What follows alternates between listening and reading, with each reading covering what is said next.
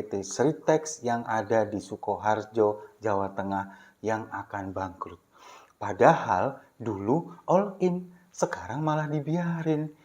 Memang ya anak lurah ini nyebelin.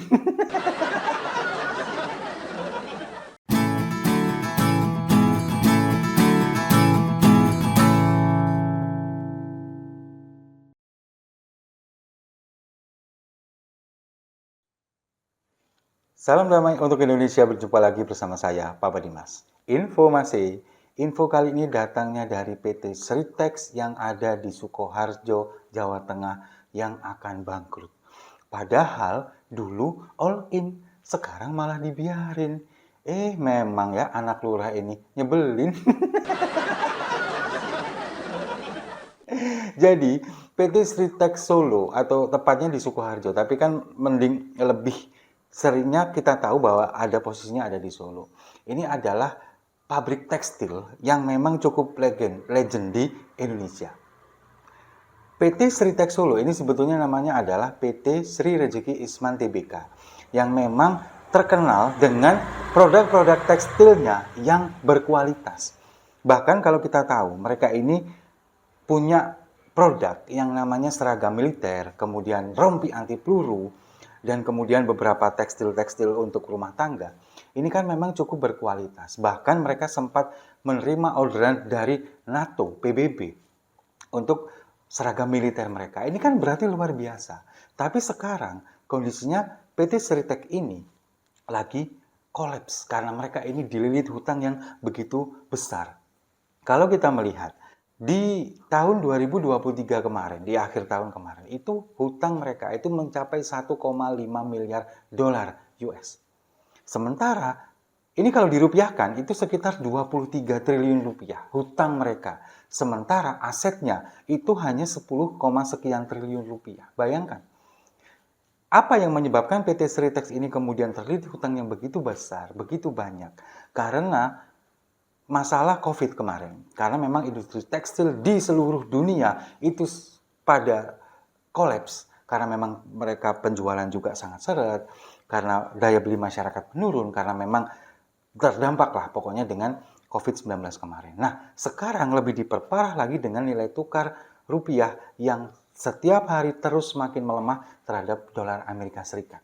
Nah, sekarang kita telah dulu kenapa nilai tukar rupiah kita terhadap dolar Amerika Serikat itu kemudian menjadi sangat anjlok dan pemerintah tidak bisa berbuat apa-apa.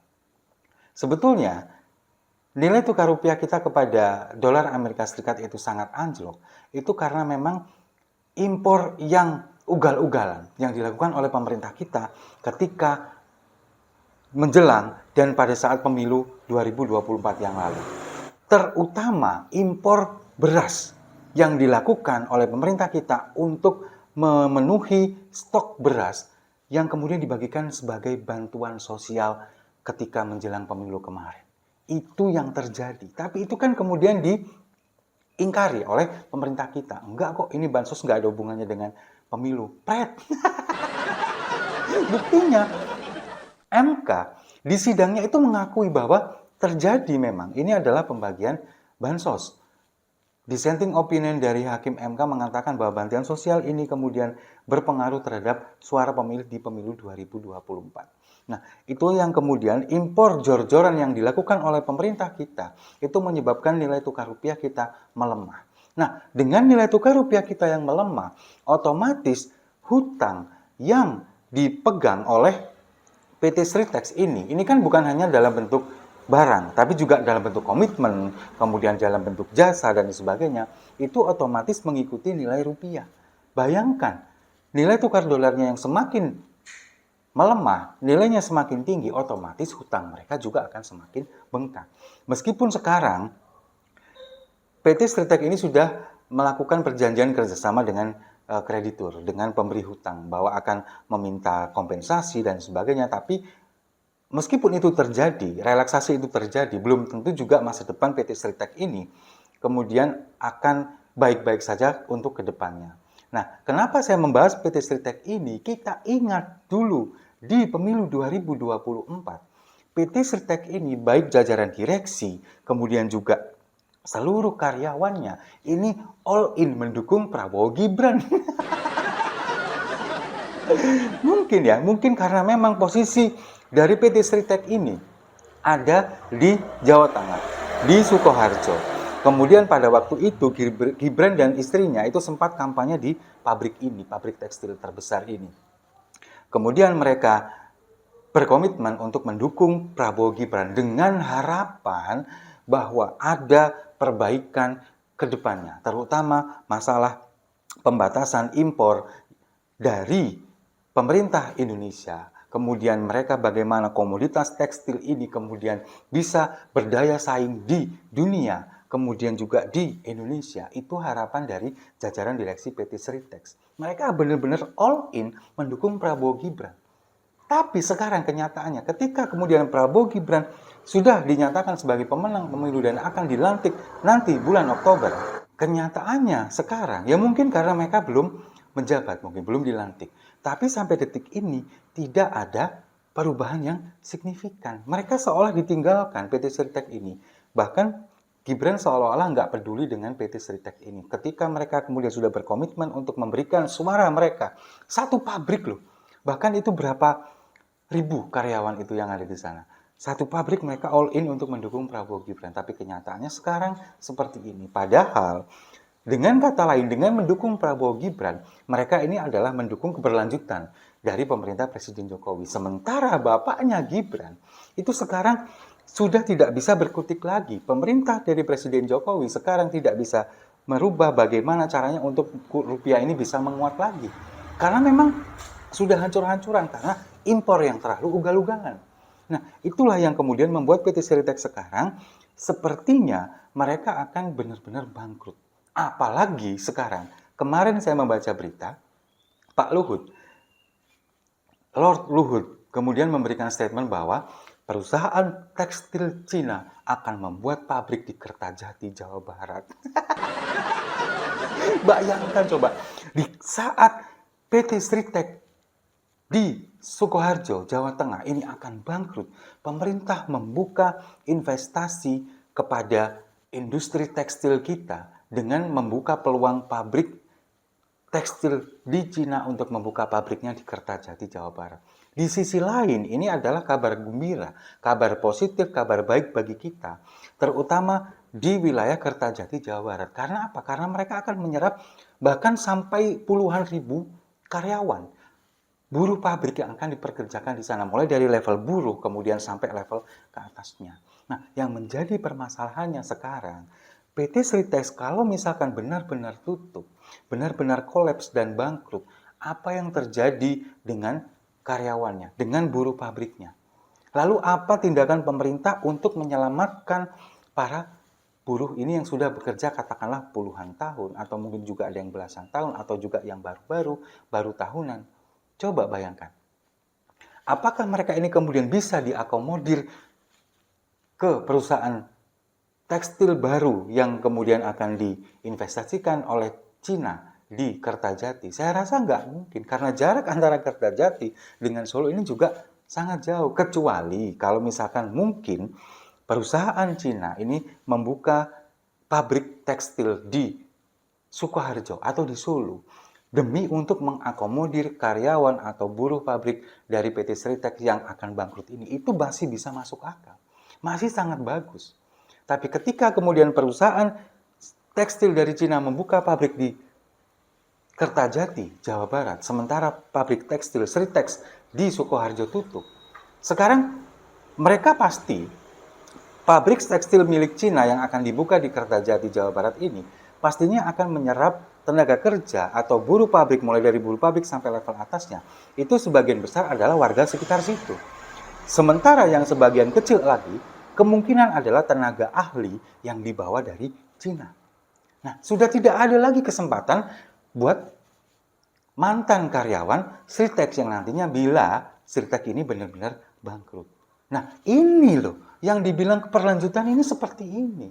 Ketika masyarakat ini kemudian satu komunitas, satu perusahaan ini mendukung salah satu paslon tertentu, kemudian mereka menang demi supaya bisa diselamatkan perusahaan mereka, kemudian supaya terjadi keberlanjutan, tapi kenyataannya seperti ini. Ini baru satu contoh, baru satu kasus, baru satu contoh ini. Ini adalah sebuah kesalahan besar ketika mereka menaruh harapan kepada pasangan calon yang menjanjikan janji-janji manis. Kemudian sekarang ketika perusahaan ini mau kolaps, mereka kemudian tidak pernah peduli. Itu yang terjadi. Ini baru satu kasus. Bayangkan dengan kasus-kasus yang lain. Kalau kita melihat sekarang di media sosial, banyak sekali masyarakat ini yang kemudian menyesal, tobat memilih Prabowo Gibran. Ketika kemudian rencana tapera akan diberlakukan kepada masyarakat, itu juga banyak yang kemudian mengeluh. Lalu kemudian juga dengan makan gratis. Program makan gratis yang bagaimana biayanya juga sampai sekarang belum terrealisasi, gambarannya seperti apa kan belum jelas. Lalu kemudian juga pemindahan ibu kota ke IKN. Belum lagi banyak sekali masalah yang kemudian ditutup-tutupi, sementara penguasa kita yang ada di atas itu semata-mata hanya ingin memperkuat dinasti politik mereka. Sementara masyarakat yang ada di bawah hanya dimanfaatkan semuanya untuk meraih suara, untuk memelanggengkan dinasti politiknya, untuk tetap mempertahankan eksistensi keluarganya di tempat-tempat yang strategis. Cuman itu. Sementara masyarakat yang ada di bawah ya sekarang kenyataannya seperti sekarang.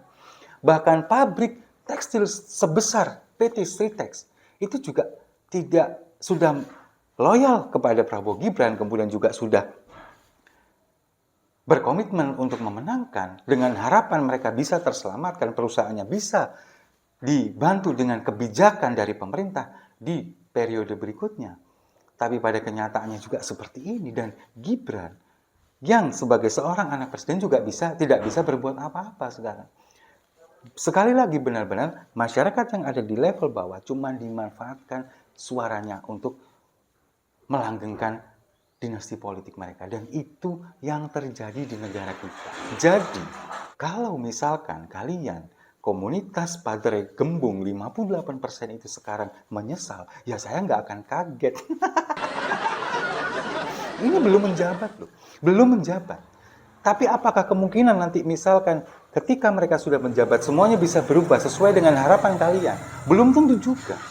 Beberapa pengamat mengatakan bahwa Prabowo Subianto ini tidak ingin melanjutkan legasi dari Pak Jokowi. Dia ingin seolah-olah ingin lepas dari bayang-bayang Presiden Jokowi meskipun anaknya sebagai wakilnya.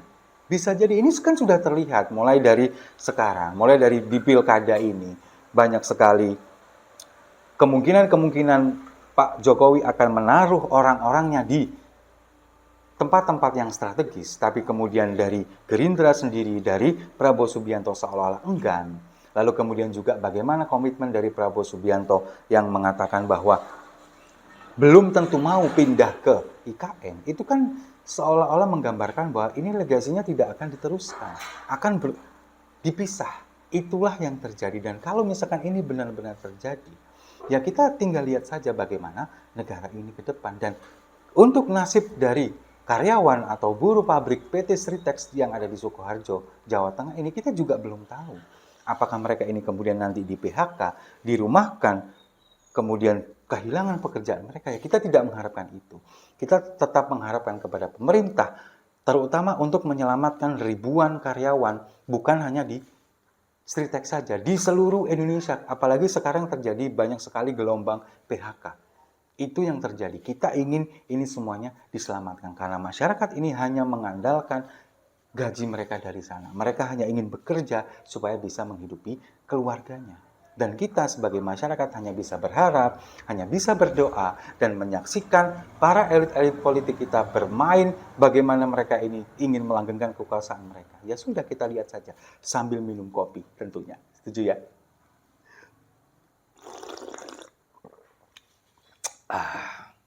Saya rasa itu. Terima kasih sudah menyimak. Jangan lupa like, komen, dan subscribe. Sampai jumpa di video-video saya selanjutnya. Habis manis, sepah dibuang.